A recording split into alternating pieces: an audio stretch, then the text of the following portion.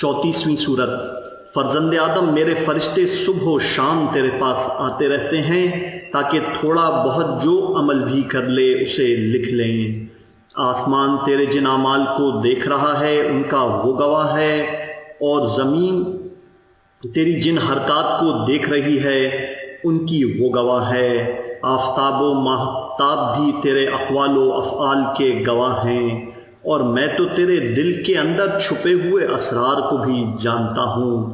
خبردار اپنے نفس کی طرف سے غافل نہ ہو جانا کہ موت ہی مشغول کر لینے کے لیے بہت کافی ہے، اور ان قریب تو دنیا سے جانے والا ہے، اور جو خیر و شر پہلے بھیج دیا ہے وہ تیرے سامنے آنے والا ہے، اس میں نہ کوئی کمی ہونے والی ہے اور نہ زیادتی، اور جس قدر کام کر رہا ہے سب مکمل طور سے ملنے والا ہے۔